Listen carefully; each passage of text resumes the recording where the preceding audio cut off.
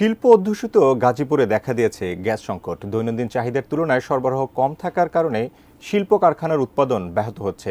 বাসাবাড়িতেও রান্নার কাজসহ নিত্য প্রয়োজনীয় কাজে ব্যাঘাত ঘটছে। বিস্তারিত জানাতে গাজীপুর তিতাস গ্যাস কার্যালয়ের সামনে থেকে সরাসরি যুক্ত হচ্ছেন সহকর্মী মারজাল ইসলাম মাসুম। মাসুম, আমরা গ্যাস সংকটের কথা জেনেছি, কর্তৃপক্ষ কি জানাচ্ছে আপনার মাধ্যমে এখনকার অবস্থা জানতে চাই। সাগর, আপনি যেমনটি বললেন যে গাজীপুর শিল্পোদ্দেশিত এলাকা, এই শিল্পোদ্দেশিত এলাকায় প্রতিদিন গ্যাসের চাহিদা 590 মিলিয়ন ঘনফুট, কিন্তু সেখানে সরবরাহ করা হচ্ছে 440 মিলিয়ন ঘনফুট গ্যাস। অর্থাৎ এই যে গ্যাসের সরবরাহের তুলনায় চাহিদার তুলনায় যে সরবরাহ কম, সেটি তারা পূরণ করতে পারছেন না। ফলে বিভিন্ন শিল্প কারখানার উৎপাদন ব্যাহত হচ্ছে। শিল্প কারখানার মালিকরা জানিয়েছেন গ্যাসের এই স্বল্পতার কারণে, গ্যাসের চাপ কম থাকার কারণে তারা তাদের যে গ্যাস চালিত জেনারেটর সেগুলো চালু করতে পারছেন না। ফলে তাদের উৎপাদন ব্যাহত হচ্ছে এবং সময় মতো তারা এই পণ্য সামগ্রী উৎপাদন করে সেগুলো বায়ারদের হাতে হস্তান্তর করতে পারছেন না, যে কারণে ব্যাপক ক্ষতির সম্মুখীন তারা হচ্ছেন।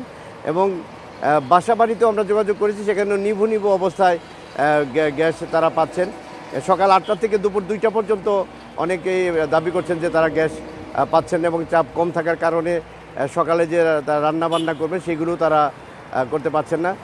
গ্যাস কর্তৃপক্ষ বলছে যে এই শীত মৌসুমে গ্যাসের কিছুটা স্বল্পতা দেখা দিয়েছে, এটি হয়তো সামনে পূরণ করতে পারবেন, কিন্তু কারখানা কর্তৃপক্ষ যে তাদের সাথে একমত হতে পারছে না। তারা বলছেন যে সারা বছরই তারা কিন্তু এই গ্যাস সংকটে ভুগছেন এবং গ্যাসের চাপ তারা কম পাচ্ছেন, যে কারণে তাদের উৎপাদন দিন দিন ব্যাহত হচ্ছে এবং তারা তাদের যে ক্ষতি হচ্ছে সেগুলো পুষিয়ে নিতে পারছেন না।